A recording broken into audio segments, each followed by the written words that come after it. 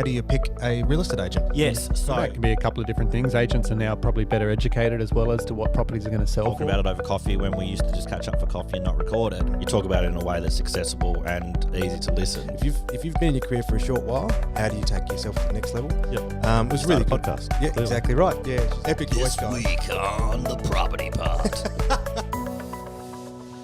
Welcome back to the Property Pod, everybody. Thank you for listening. This is your easy to listen to and accessible way into the real estate market. I am Aaron, your host, and as usual, I'm joined by Patrick and John McGregor. Hello. Good I was morning. worried for a split second there you forgot John's last name. No, well, I didn't say your last name, so then when I went to say, it sounded like you're McGregor as well, so it would have been Patrick and John McGregor. So that's where... Welcome to the clan, buddy. The kilt's in the mail. Fantastic. Well, yes, I did get your names buggered up, but we're planning on not buggering anything up for the rest of the show. Oh, No, we'll try. because our track record is so rock solid. Yes, well, track records and fake news and all those things out there. It might be easy to accessible, but can't rely on the quality of what we're listening to. Oh, well, good that we have the disclaimer at the end, because didn't you say that the stuff we were talking about last week, we may have got a little bit wrong? It's not that we got it wrong. We just listened to the media before it was officially released was the problem. So we were a little excited by the building grants that were being announced on last Thursday, and we record it on a Wednesday. So we were relying on the newspapers. We're trying to predict the future. Pretty much. Yeah. And although we got a lot of it right, there was one small thing we got incorrect. And it was in regards to renovations and dollar for dollar spend. We spent a lot of time talking about how if you spend so much, the government will match it. Yep. You've actually got to spend $150,000 before that is the case. So you still can get $25,000 towards your reno, but you've got to put $150,000 into it before they'll. Just as a minimum, that's how much has to go into your renovation before they'll kick in this new grant. Well, that's what I understand it to be. But having said that, we are still waiting for official documents from the government in regards to what all of this actually means. I think it did come out yesterday, but I'm yet to get a copy of it. But Are you over this, Mac? Do you know whether it's come? No, but that seems getting closer to what the original that I originally understood it was going to be, which was originally going to have to be, I thought, a minimum renovation of $50,000, but obviously that's been expanded out to 150. And thinking that through, I know 50. What's the difference? yeah. Well, it's sort of in line. Then it makes sense that this at that scale of reno also too that lends you into the extension sort of space. So you're almost to the point of being able to put an extra bedroom on. I guess for me, though, what I'd like to point out is that it's capped at income of $200,000 joint income as to be able to get that. $150,000 reno, that's a big spend for a family that's only bringing in a maximum of $200,000 a year. Hot damn, isn't it? Say you've already got a mortgage on your property, which is obviously potentially quite large because it's, aimed at sort of low to middle income earners. And then you're asking them to go spend $150,000 to get $25,000. I don't think they really want to spend the money, to be honest. Well, no, it doesn't sound like it in that facet, but maybe that's to keep the builders overdoing the new builds and stuff. So it's like we will offer the people that want to do some renos some stuff, but you've got to meet our mark. Yeah, you've got to jump through 35 hoops and then do a spin at the end, and you might get a chance of getting some money. But all the builders are going to be busy doing the new builds. And speaking of new builds, according to Leggett, who we had on the show a few weeks, well, actually, ages ago. Andrew Leggett from Rams, who shout out. I did reach out to him recently. If he's still listening along, your message is in my bank. We would love to get you back on very soon, my friend. Hopefully we can join next week or the week after to help us explain this better. Yeah. But he did send me a snippet of the documentation from the government. So I know it exists, but because he was clarifying for me if it applies to brand new homes that have been built that haven't been lived in. Currently, first home buyers that buy what we would class as a spec home are entitled to get $20,000 on the old scheme. Yep. Leggett believes that it is applicable now to the $45,000. So the two different grants, if you're buying a brand new home, that hasn't been lived in, that's what we would class as a spec home. That does qualify. So that's good news, which we weren't sure on last week. So just as a side thing to that, does that affect the price of them in the market? Like, would agents be changing the price to kind of cater for that? Like, I don't think so personally, because you still have to get a valuer to agree it's worth what you've sold it for. So a lot of buyers out there think that these grants come out and builders just put an extra $50,000 on their bill, or agents just raise the sale price by X. But when we're selling to the majority of people, they aren't cash buyers. They've got to go get the funds from somewhere, which would normally be a bank. And the bank needs a valuation done to be able to ensure what we're selling to them is securable. Yeah. So I think that should protect any sort of price gouging aspect. Yeah, for sure. But obviously there's always going to be a few out there. So just do your research and make sure that you are buying a property that is within the market. Yeah, cool. And Yeah. I think like anything where you get these stimulus, you will have, it's always about still sourcing the good people to build your team, that you're purchasing a home that you can have confidence in. So, that is doing your research on your builders and speaking with a finance broker that's not going to try and push your agenda and trying to get you to borrow to your absolute maximum capacity. And it always goes back to, again, to what I think a common message for us has been is make sure you've got a good, rock solid team around you. So you're not going to rush in excitement and, put yourself in a situation that's probably going to hurt you down the road. Yeah, cool. That sounds excellent. So that's kind of what we are aware of at the moment. Everything isn't official, but hopefully by week 3, we'll be right on top of this. I think most of the people out there that listen to us are people who are researching the market themselves or are aware that sometimes we're speculating, sometimes, well, clearly I'm not an agent, so I can't be doling out advice on that. But I think they're aware that you guys are doing it to the best of your knowledge and there's no kind of, let's tell them that's this crazy super scheme where you spend $1 and you get $1 back. Yeah. We're here to provide the information as we understand it. And when we're wrong, we'll rectify it as quick as we can. Yes. If we were doing a daily show, we would have probably rectified it 3 or 4 days ago. But it's a weekly show, so what are you going to do? No, that's all good. All right, so what we might do is we'll skip off. We've covered off that. All the fake news out there has been rectified, we think. And we'll pop back with the main part of the show. Bada boom. Perfect. 414 Real Estate has been operating within the northern suburbs of Hobart since 2006 with their innovative approach to marketing and managing your property. They have all your property needs covered. Find out more by visiting them today at 414.com.au. As a family-run business, First National Real Estate McGregor understands that the property market can be stressful. However, with a strong team in both sales and rentals, we are here to guide you through the property maze. Find out more today at mcgregorfn.com. So, Pat, have you slept yet? I am all up to date. You're up to date? Yep, I'm back feeling brilliant. I'm ready to go. You're not the zombie that you were last week. Actually, that might explain some of the errors in the reading of the article if it was written in a way that we... Do you think it was because I'd gone 3 days without sleep by the time I read that article on the news? All the words were jumping up on the page. You didn't really know what you're saying. Well, potentially, and obviously if you haven't listened to last week's show, I did spend 3 nights in a row doing a US real estate conference. So like 3 weeks. Very much like 3 weeks. It was a very long time to try to stay awake. So that was the Inman Connect conference, which is generally in Las Vegas or was in Las Vegas last year, was meant to be in Las Vegas this year. Yeah, the end of this month, but obviously the world changed and so they pivoted pretty well into a digital format. So it was held last week. But one of the things that really caught my attention, I thought what we could talk about today is obviously America's had it a lot harder than Australia and especially Tasmania with the amount of cases. Yep. And so agents have had to really adapt on how they sell property in the current marketplace. And what they've actually discovered is that people are doing a lot more research online and they've actually sort of outlined that the average buyer now will make a decision to buy your home between 7 to 10 seconds before they swipe onto the next property. Yeah, so you sent through a little article that they'd posted on the Inman website and it did make it sound a lot like, what do you call it? Online dating. It had Pretty real much. online dating feel of you've got 7 seconds to impress or boom, you're onto the next page. Pretty much. So I think in the article it had something saying, were you saying, John, that it was something like 10 to 15 years ago there was a longer, you probably had a minute to 2 minutes to impress the people? I think you've got to think about the ways in which you could source property data at the time. So in that 15 years ago, the level of information that you could get straight off the internet was still quite limited, rather than you might accumulate a list of 10 properties and then do a drive around versus just quickly clicking on the mouse pad. So that's why if you're going to drive past, you have to at least stop your car. Now you stopped your car, well, you may as well take the time to observe around and look at the neighbourhood, etc. Then you just keep driving. Whereas now it's just click button, click button, click button, click button, because just so much information is visually obtained for how quickly you can click through the properties. And even then, back then you might have had to spend a little bit more time looking at the write-ups to find out a bit more about the property. But quickly, 3, 2, 1, few buttons and gone. So it's just a means of the access of information and the way that people can engage with the property information now. It's just changed.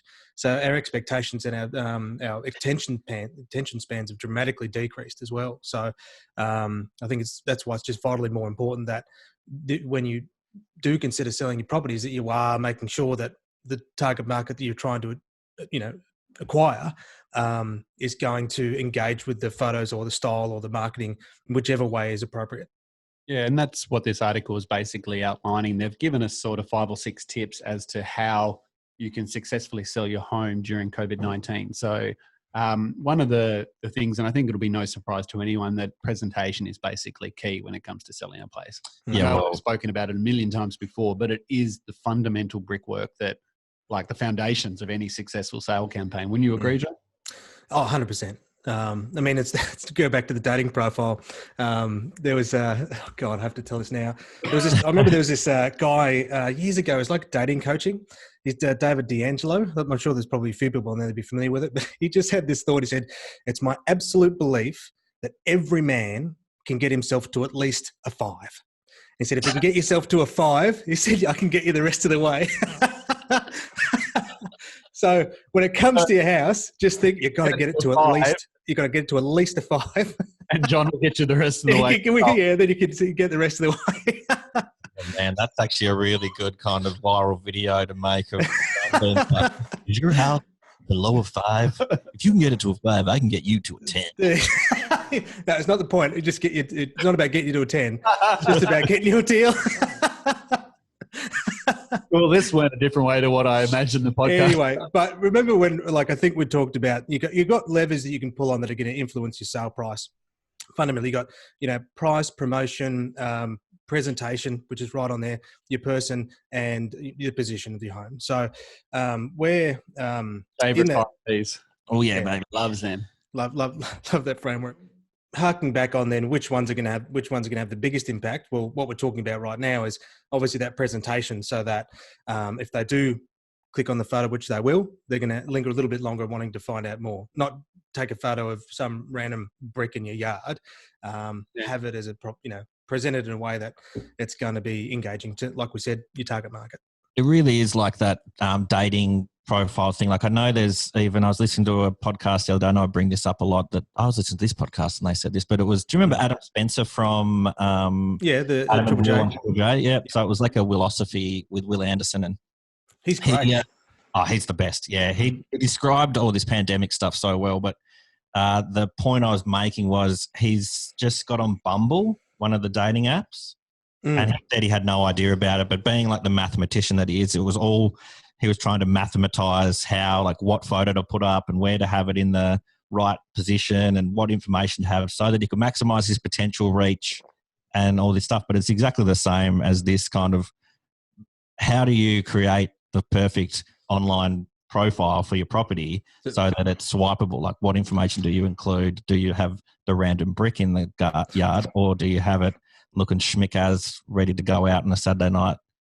And I'm assuming Adam spent because there was a guy, Tim Ferriss, who did that with a show. The Tim Ferriss experiment did the exact same thing with that guy Neil Strauss. And I guess in the end, like Adam's looking at it, well, from a mathematics perspective, he's just want to increase his conversion ratio, isn't he? In the end, he might even use that exact terminology. Oh, really? There you go. So he's going to get a certain amount of swipes, so he wants them to convert to matches, right? So I love that you can break down the love space to conversion rates. Well, he is a mathematician. They're numbers, right? Everything he does is in the math field. It's amazing. Yeah, it was really, really interesting. If you listen to any podcast out there, get on the Willosophy one and check that out. I reckon you'll like it, J-Mac. All right. So I think we've covered the presentation goes a long way to making sure your house has a good chance of selling and has enough someone to click the button to go to that next stage. The next thing that they sort of suggested as well is simple renovations can go a long way. So I know John and I have talked about it in the past. What should or shouldn't you do? Some people have that sort of reserve saying, oh, well, if I paint it this color, are they going to purchasers going to like it, or are they just going to say they're going to redo it after they move into it? One of the interesting things that I thought of or started thinking about is if you can spend $1,000 in some renos and it nets you a $2,000 or $3,000 return in this market, why would you not do it? Who gives a rat's if the purchaser at the end of the day doesn't love the carpet you chose, but it was enough to get them in the door, and then they replaced it a second time around 3 months later after they moved in? As long as it nets you a better return in this market, it's probably something that's worthwhile doing. Because for me, I think when I talk to a lot of buyers, they don't want to have to reno properties. They want to be able to just move into them, and they're prepared to pay a premium if they're done. Yeah. So don't get too worked up, I guess, is where I'm coming from on worrying about what someone might think about the house, because whatever you do to improve it, someone's going to like it. Whether they then take out what you've done to improve it or not, like as long as you presented it in the way that. Yeah. So like, for instance, painting the house out. So if it's a weatherboard home and it's a little bit faded on the outside or you got bubbling and that, you paint it right the way around the outside. It's just going to have an instant better feel about it. You might not like the color that the person chose to paint it as the purchaser, but you can feel that it's fresh, clean, well looked after. It gives you a different sense when you're looking at the property. Now, you might think, I hate that color, I'll repaint it myself later, but it still gives you that better feeling about moving forward because you see there's care and attention to the property, and that, oh, if they've looked after this, they must have looked after that. Yeah, that makes sense. Does that sort of resonate with you, J-Mac? Do you think renos at the moment are a good thing, or are they something that you should probably just forget about and try to sell? Like, what's your opinion on? My word that I use is you don't want the place to look neglected. And a classic place to do that is in the garden. So often when we're, engaging a client to look at property presentation, in this instance is that garden's often quite one that can be overlooked, and you can do a couple of really simple things in the garden to make it look not neglected. Because sometimes it's not about having, a showstopper lawn that's going to win awards, but it's ensuring that when a person walks up to the front door, they can feel like the property's been cared for. They might say, look, okay, it's an average sort of property, there's nothing special about it, but it does look like it's been attended to. So, because what neglect does is it starts to raise questions. It's like, okay, if this has been neglected, what's behind that, and what's behind that, and what's behind that? And, they call it the but syndrome. You're putting your green accounting hat on. It's like, oh, but that, oh, but that, oh, but that. So again, when you're trying to look at these presentations, you're trying to eliminate any concerns that people are going to be raising questions about. Okay, if I just peel back this little bit of wallpaper, what the hell am I going to find from here on in? So that idea, I think, to expand on what you said on, do the carpet, even though you might not like the taste of it. Well, again, what we're really talking about here is you're presenting value. So if you've got a property that may not be their paint or their taste, you have eliminated a lot of those concerns by, removing cracks and stuff that's going to raise questions. And a person might say, look, it's not my color, but the place has been well cared for. I can live with it for the minute. I'm happy to pay that little bit of a premium price, a little bit more than I otherwise would, because the place is, looked after and have done a lot of little elements that make it feel comfortable for me to move into.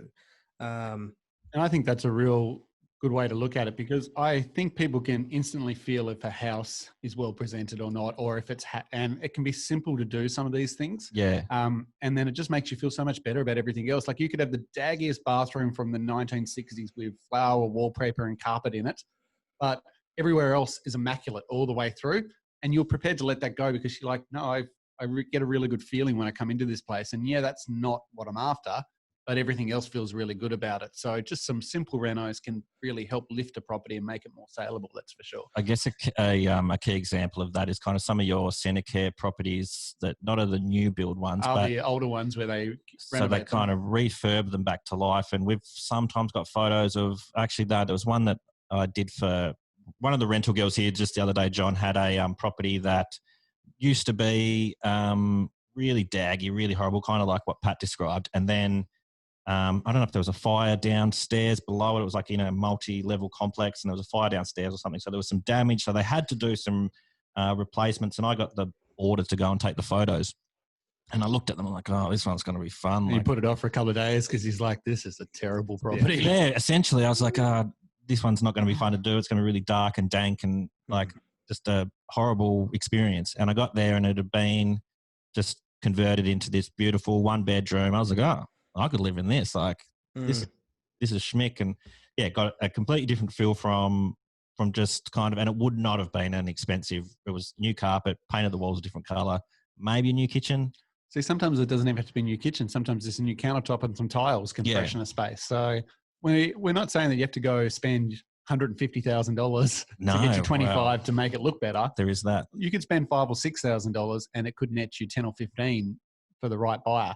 And that's what we're starting to look at now with the market becoming a little bit harder to sell in because people are a little bit worried about the future. Yep.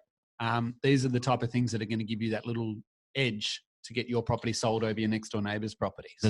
There's a little bit in this article that you've got. I'll just read it out. It just says sellers must understand that buyers are looking for homes that meet their criteria, not the sellers. Homes that resonate with current buyers' tastes will reap significant rewards, while homes that do not will languish on the market. So if you're not hitting that market, then you're just going to sit there and kind of bide your time, and then your price that you're chasing will start dropping. I'm sounding like I know what I'm talking about. He does. In the market. He sounded like he's a real estate agent. But yeah, it's funny because for me, what I wanted to do buying my first home was I wanted to go and do all those things. So when I first read the article, I thought you're calling bullshit. Yeah, I was just like, no way, like don't put in crappy. And I actually did pull the wallpaper back, but it was pull the carpet back, and the floors were already polished in a pretty good manner. And I was just like, boo, baby, like that saves me some money. But yeah, reading this article, I now kind of understand what their argument is, that spending the $1,000 to net yourself 2 to 3, and then if the other person comes in and doesn't like it, then it's not your problem. No, you not your achieved problem. the goal, which was to sell your house for the most amount of money. Yeah, and that's what they're talking about here. Is that we're in uncharted waters moving forward. We don't know how the market's going to go as a result of this worldwide shutdown. And so we're looking for little tiny nuggets to give us an advantage over the other person. And that's what they're sort of focusing on here. Moving on from that point, they then talk about staging a home for sale. So obviously we can go as far as like with shift property styling, getting Adam in to completely refurnish a property. Yep.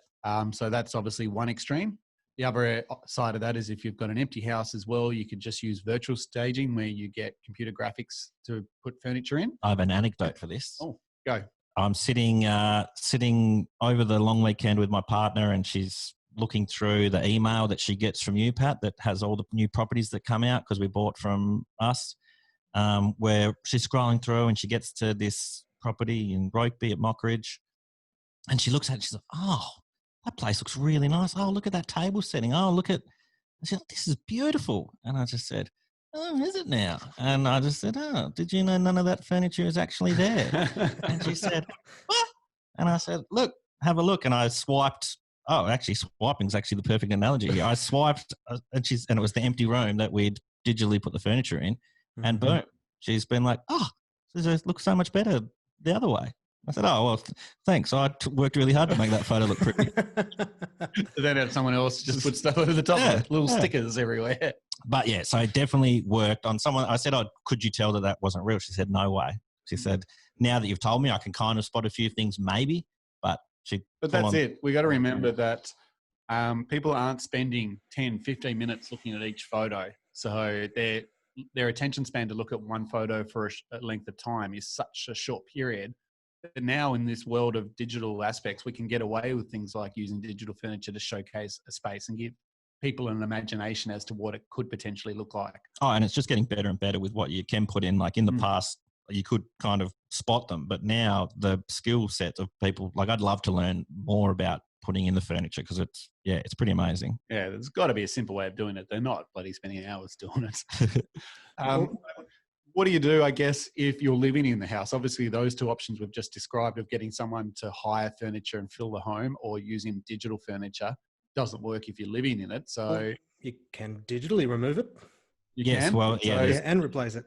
Yeah, so I guess, or you just do simple things like you can declutter a house. You can take magnets off the fridge. You can go to Kmart and go buy one of their $29 rugs to give a bit of life into a space, or a cheap picture to put on the wall. Just things that can, like me personally, I'm not a huge fan if, like I love selling homes for families, but sometimes grandma has 50 photos of all the grandkids all over the walls. Yeah. Maybe they need to come down and we just replace them with some nice artwork of just a nice, rural setting or like That's one thing that setting, I've like, done a fair bit of, is taking pictures off the wall. Like I can do that in the Photoshop of kind of being like, I'll remove this just to depersonalize it from the previous seller and to put the new seller or the new buyer into the actual picture to be. Yeah. So don't think that when we talk about staging a home for sale that you have to go to great lengths.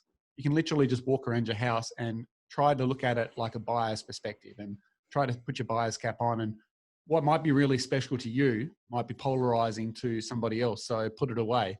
I think John had a great example on an earlier podcast about a photo over a bed from. Oh yeah, she was just butt naked doing one of the like portrait sort of photos. Not appropriate. See, but hey, it was something special to her, but it's not going to be appropriate for the average buyer walking through with their 2 young kids, and they've got to explain what the lady on the wall is doing. So, just think about it from a buyer's perspective and the type of people that the agent is suggesting that you're trying to attract. So I guess that's one thing that, if you're looking for an agent, is kind of having an agent that discusses maybe some of those things with you, knowing this kind of stuff that's going on, to be like, have their finger on the pulse. Is like, before a photographer comes in, it's like, oh, look, this is something that could help. We'll take down your big He-Man poster. Yeah, so like She-Woman poster. I did an appraisal last night, for instance, and I was second agent in. It was a older family, and the old man had lived there his whole life, and it was filled with 1960s furniture. The previous agent said, leave it all. Buyers have no imagination. They need to be able to see furniture to get a size of it. Now, that alienated the owners really badly straight away. She didn't realize at the time, though, because they'd already promised a lot of things to different family members, and they just wanted to get it done. They wanted to empty their house out, move on, lock it up, give the keys, and that was it. Be told that they had to wait another 90 days or potentially before they could do any of that was just annoying them.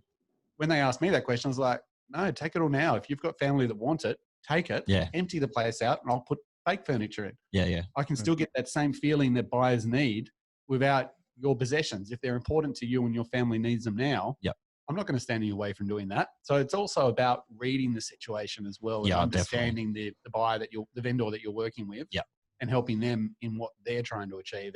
Well, ultimately you work for them. Like that's what you're trying to work for them. When you're appraising, you're trying to say like, how can I assist you in the best possible way? And sure, I understand where the other agent was coming from. Buyers do like to see how big a couch can fit into a lounge room space and that, but so many other ways that we can do that now that it doesn't need to have furniture anymore. So, that's sort of I guess how we can look at staging a home for sale in the current market as well.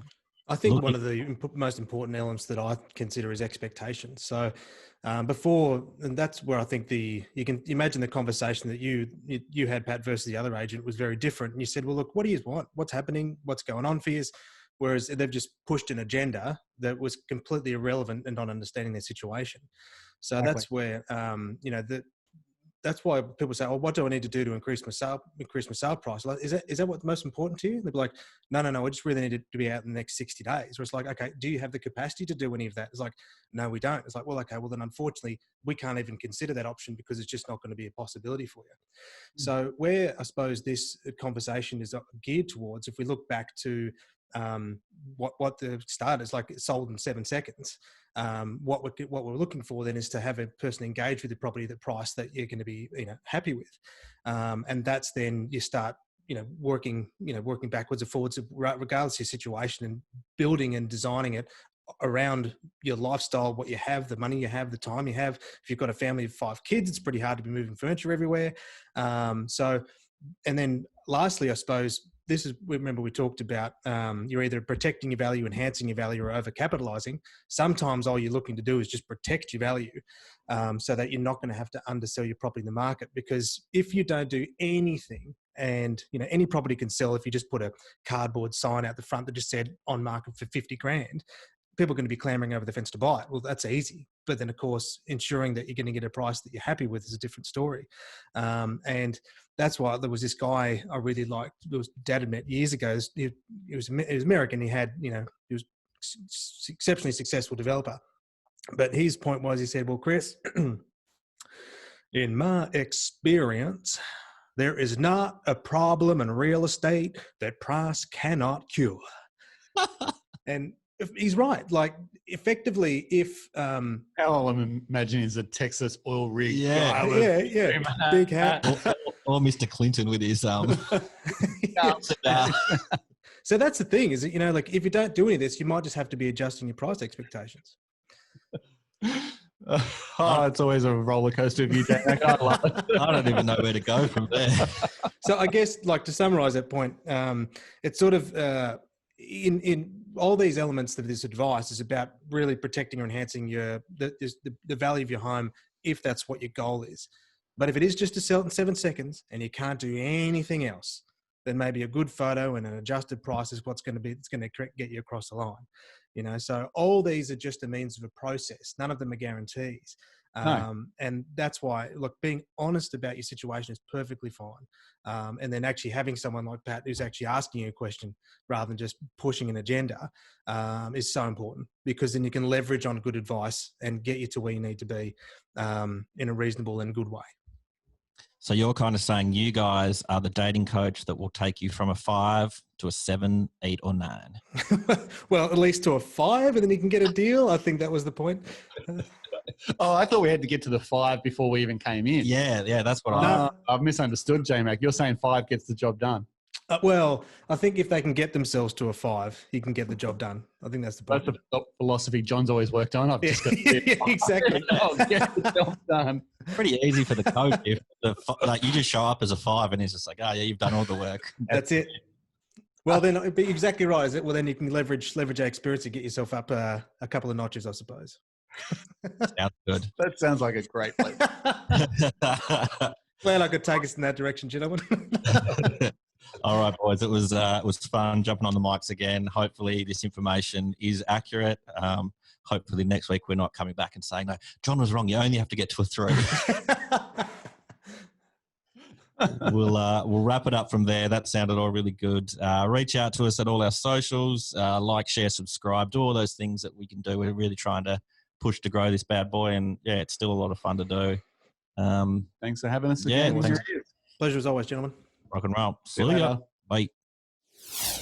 You have been listening to The Property Pod, produced and edited by 414 Media House in conjunction with 414 Real Estate and McGregor First National Propriety Limited. This podcast is general information only, and the thoughts and views expressed is the opinion of our panel, and listeners should always seek and use their own investigation into any topic we discuss to ensure they fully understand their own situation. It does not constitute and should not be relied on as purchasing, selling, financial or investment advice or recommendations, express or implied, and it should not be used as an invitation to take up any agent or investment services. No investment decision or activity should be undertaken on the basis of this information.